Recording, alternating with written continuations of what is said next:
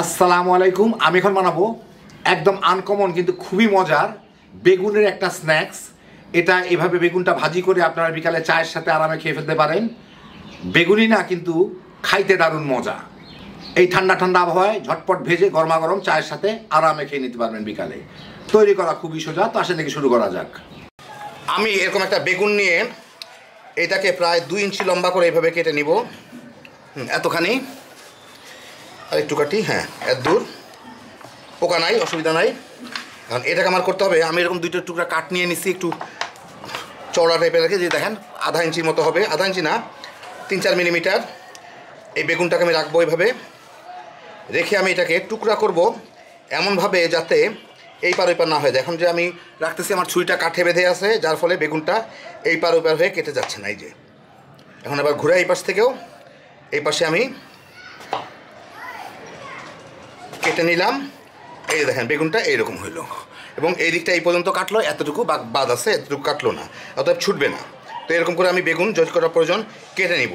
আর এই যে ছোটো ছোটো টুকরো আছে, বেগুনটা পানিতে রাখলেই ফুলে যাওয়ার কথা, মানে ছড়া যাওয়ার কথা, যদি না যায় এই ছোটো টুকরার থেকে আমি এরকম চিকন একটু কেটে নিই, নিয়ে আর একটু পাতলা করি,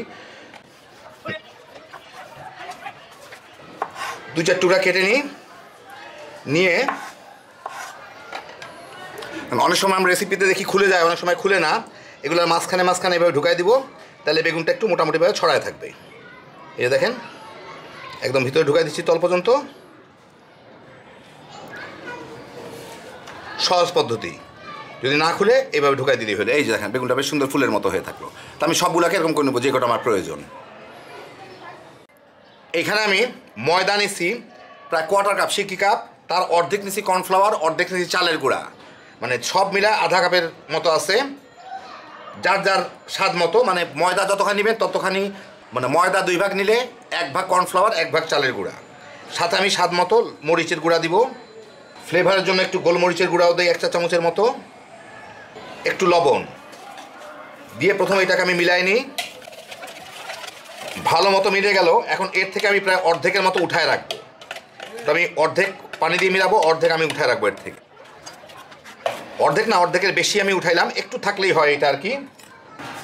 এখন এর সাথে আমি একটু পানি দিয়ে একটা ব্যাটার তৈরি করবো, একটু পাতলা ধরনের আর কি, মানে জাস্ট বেগুনগুলোর গায়ে যাতে লাগে।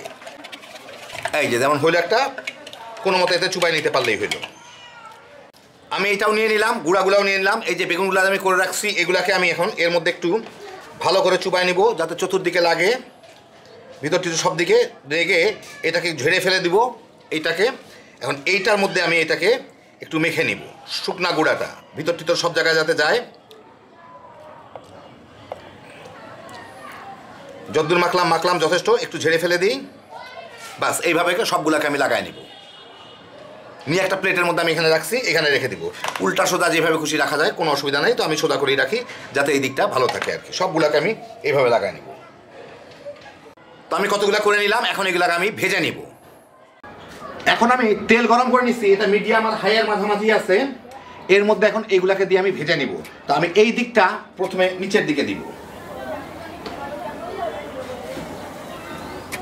ফুলের মতো দিকটা নিচের দিকে দিব, দেখি কয়টা যায়। তেলটা কিন্তু অর্ধেক রাখতে হবে, এটা যাতে অর্ধেক ডুবে, পুরাটা না ডুবে। মাঝখানে মনে হচ্ছে একটা যাবে।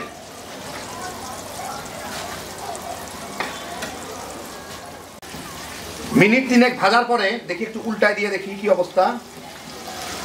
এদিকটা শক্ত হয়ে গেছে, কিন্তু বাদামি হয় নাই, অসুবিধা নাই। পরের বারে বাদামি করে নিব। যেগুলো আছে এগুলো উল্টায় দিই, এই নাড়তে গেলেই বোঝা যাবে যে এই উপরের এই জিনিসগুলো কিন্তু শক্ত হয়ে গেছে। একটু সাবধানে যাতে ভেঙে না যায়। ওই দিকটা ভেজে নিই, আর এই দিকটা আরেকটু পরে বাদামি করে ভেজে নেওয়া যাবে। খুন্তি দিলেই বুঝবেন যে এটা শক্ত হয়ে গেছে নিচের দিকটা। বাস, ওই দিকটা ভেজে তারপর এই দিকটা আমি বাদামি করে ভেজে নিব। মিনিট 3 এই পাশটা ভেজেই আমি আবার এগুলাকে উল্টায় দিই, উল্টায় দিয়ে ওই দিকটা এখন মচমচে করে ভেজে নিই। এগুলাও ধীরে ধীরে মচমচে হয়ে যাবে, কোনো অসুবিধা নাই। ধরলেই বোঝা যায় এটা মচমচে হয়ে গেছে, কিন্তু বাদামি হয় নাই। মিনিট 1.5 পরে এগুলা বোধহয় হয়ে গেছে, একটু দেখি উল্টায়। হ্যাঁ হয়ে গেছে। এগুলা যেগুলো হয়ে গেছে সেগুলোকে আমি তুলে ফেলবো। একটু পরে আর একটু বেশি বাদামি হয়ে যাবে, কোনো দরকার নাই। তো এই দেখেন হয়ে গেল আমার দারুণ মজার মুচমুচে বেগুন ভাজি। একবার এইভাবে বানায় খেয়ে দেখেন, তাইলেই বুঝবেন কতখানি মজা। খুব মুচমুচে হয়, কিন্তু এটা বেশিক্ষণ রাখলে কিন্তু নরম হয়ে যাবে। সেই জন্য ভাজার সাথে সাথেই গরম গরম চায়ের সাথে তামা তামা করে খায় ফেলাইবে। খুব সহজে বাসায় বেগুন দিয়ে আরামে মুচমুচা আলাদা ধরনের একটা স্ন্যাক্স বানায় খেয়ে দেখেন কেমন মজা। এটা খাওয়ার সবচেয়ে সহজ উপায় হচ্ছে এই একটা নেবেন, ধরুন এটা নিলাম, এখান থেকে টান দিয়ে ছিঁড়ে নেবেন, ছিঁড়ে নিয়ে কেচাপের মধ্যে ডুবাই তামা তামা করে খায় ফেলাইবেন। বাস একবার বানায় দেখেন, তাইলেই বুঝবেন। আল্লাহ আপনাদের সবাইকে ভালো রাখুন, সুস্থ রাখুন, নিরাপদে রাখুন। ইনশাআল্লাহ বেঁচে থাকলে আবার দেখা হবে। আল্লাহ হাফিজ।